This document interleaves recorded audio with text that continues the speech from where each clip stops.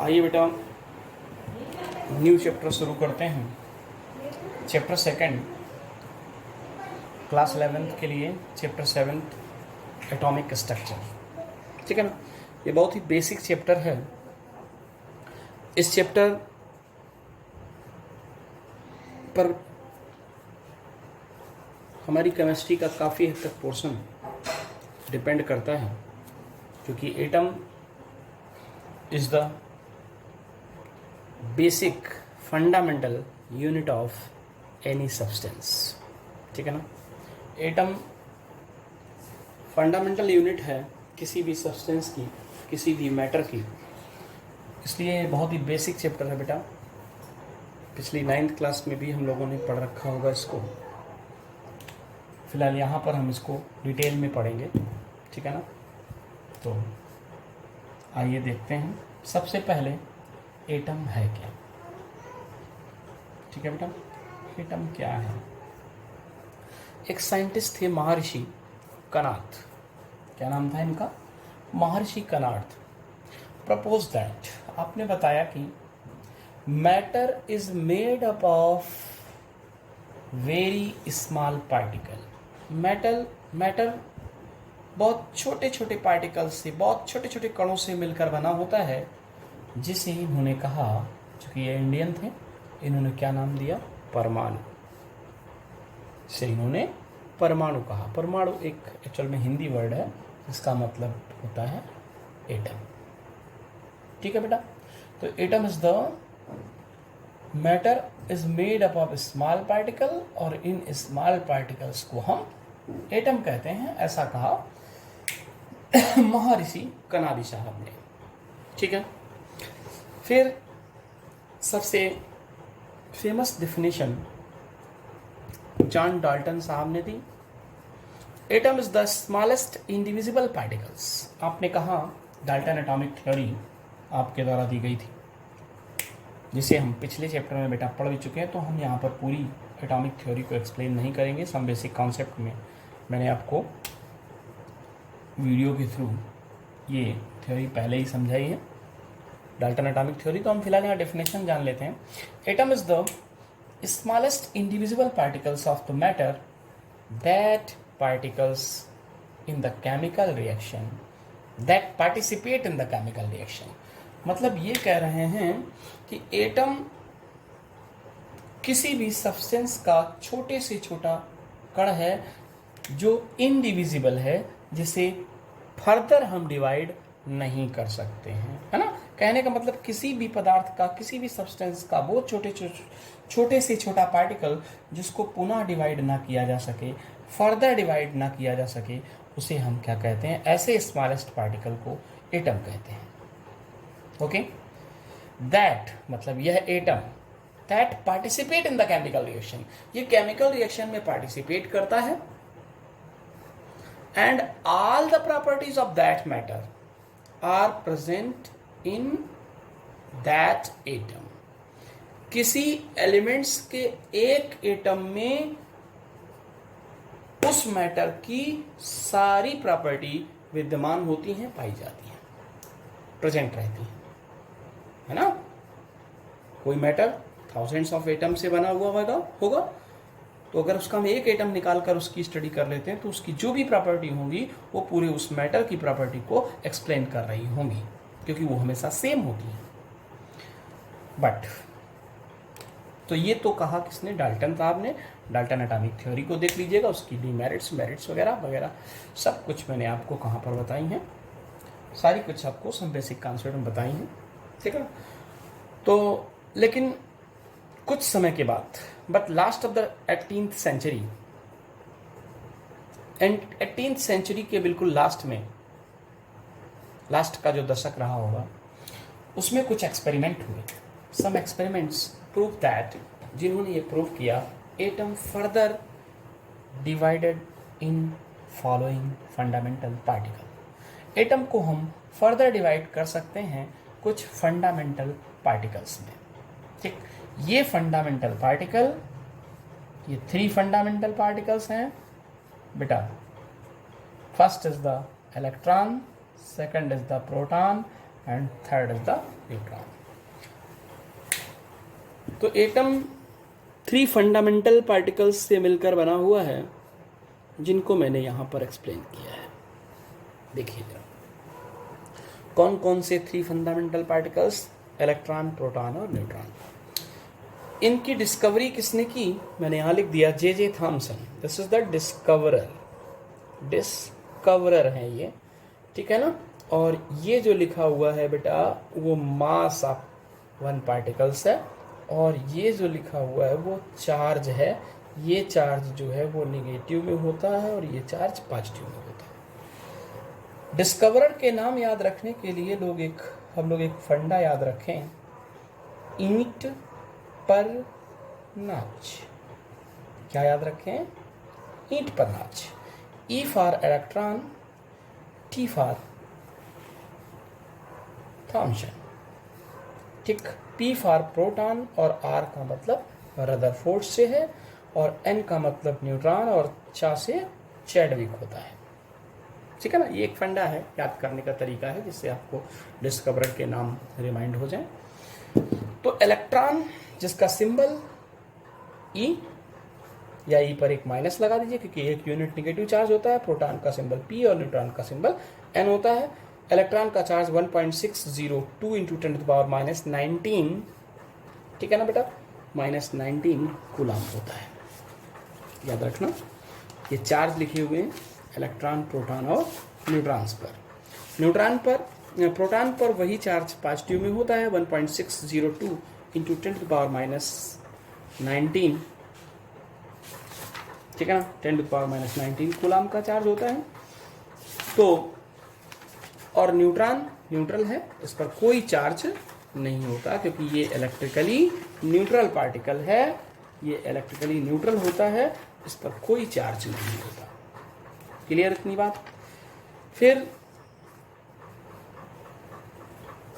बेटा मास की बात करते हैं तो 9.109 इंटू 10⁻28 ग्राम एक इलेक्ट्रॉन का मास होता है, जबकि प्रोटॉन का मास 1.672 इंटू 10⁻24 ग्राम, और अप्रॉक्स वही मास किसका होता है, न्यूट्रॉन का भी होता है 1.675 इंटू 10⁻24। थोड़ा सा डिफरेंस है, बाकी लगभग सेम मास। प्रोटॉन और न्यूट्रॉन का मास लगभग क्या होता है बेटा, सेम होता है, ठीक है ना। ये मास मैंने यहाँ पर जो लिखा है, एक्चुअल में मैंने ग्राम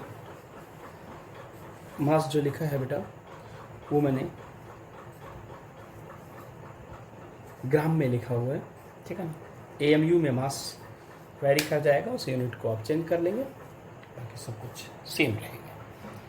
अब हम बात करते हैं अर्लियर जो है, अब हम बेटा बात करते हैं इसके बाद, चूँकि हम डाल्टन एटॉमिक थ्योरी मैंने बोला पहले ही, मैं समझा चुका हूँ, तो यहाँ पर हम सीधे बात करेंगे discovery of the sub atomic particles की, ठीक है।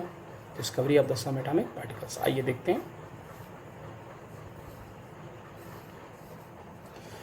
बेटा डिस्कवरी ऑफ द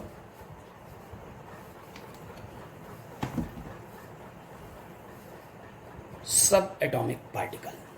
तो ये जो सब एटॉमिक पार्टिकल्स हैं बेटा, सबसे पहला वही 3 सब एटॉमिक पार्टिकल्स हैं जिनकी हमें डिस्कवरी पढ़नी है, प्रोटॉन, न्यूट्रॉन और इलेक्ट्रॉन्स।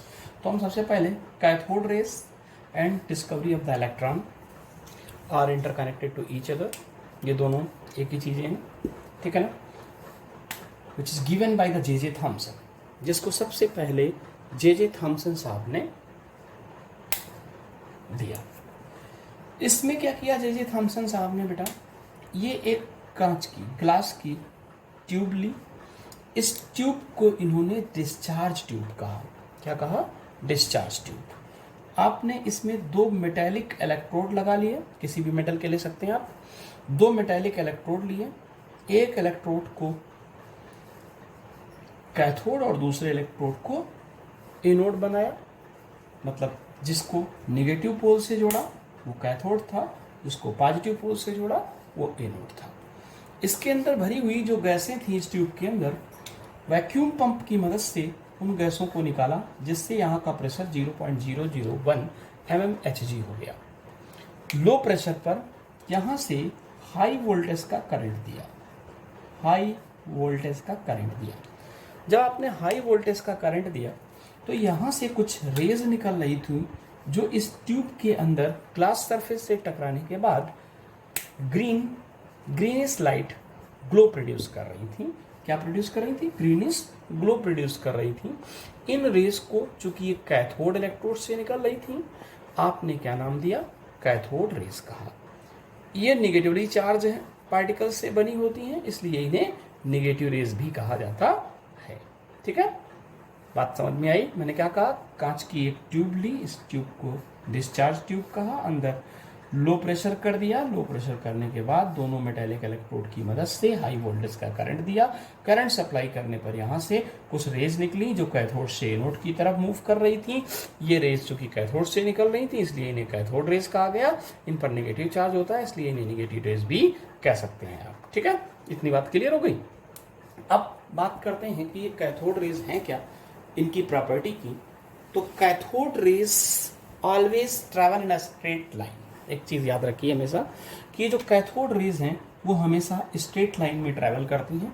इसकी प्रूविंग के लिए हम इस डायग्राम में थोड़ा सा चेंज करेंगे। आप एक बार डायग्राम को देख लीजिए, बना लीजिए इस डायग्राम को आगे की। तो cathode rays travel in a straight line, इसको प्रूव करने के लिए आपने क्या लिया? एक ऐसा ऑब्जेक्ट लिया जो हैवी मेटल से बना हुआ था।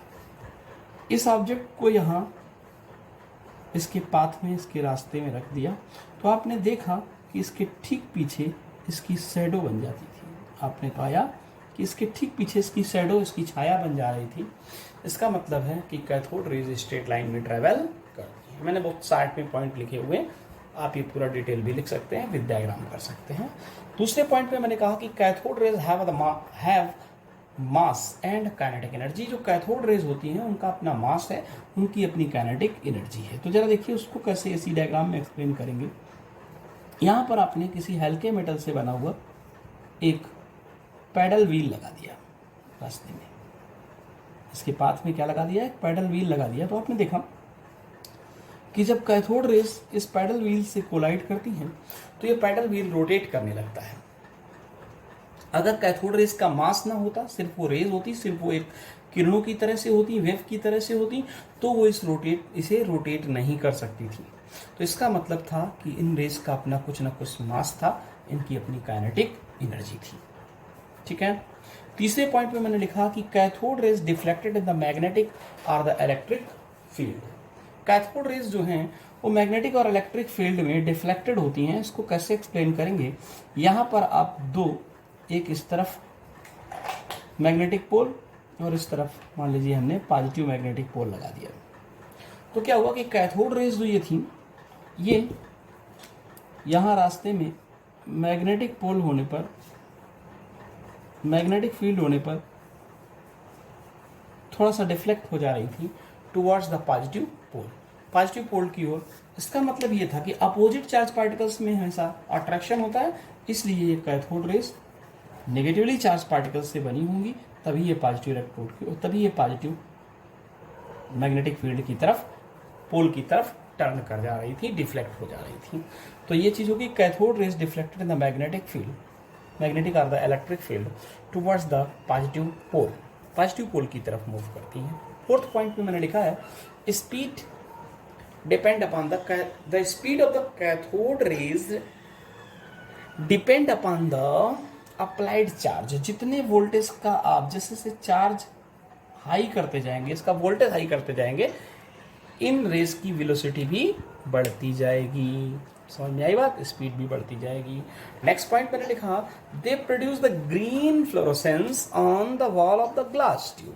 ग्लास ट्यूब के अंदर ये जो आपको मिल रहा है कैथोड रेज, ये जो ग्लो प्रोड्यूस कर रही हैं, फ्लोरोसेंस प्रोड्यूस कर रही हैं, शाइन प्रोड्यूस करती हैं, वो ग्रीनिश कलर की, तो ग्रीनिश कलर की होती है। कैसी होती है? ग्रीनिश कलर की होती है। ऑन स्ट्राइक हैवी मेटल्स, जब कोई कैथोड रेज को हम किसी हैवी मेटल पर, ऐसे मेटल पर जिसकी मेल्टिंग पॉइंट ज़्यादा होती है, हाई होता है, उस पर स्ट्राइक करते हैं तो पता है आपको ये cathode rays produce X rays, तो ये कैथोड रेज कन्वर्ट हो जाती है एक्स रेज में। एक्स रेज तो समझते होंगे आप, एक्स रेज वही रेज जो बोन्स वगैरह टूटने पर आर्थो का डॉक्टर, कोई हड्डी का डॉक्टर आपसे कहता है कि एक्सरे करवा लीजिए, वही एक्सरेज हैं। उनमें जो रेज का यूज करते हैं हम लोग, उन्हें हम लोग एक्सरेज कहते हैं। क्लियर?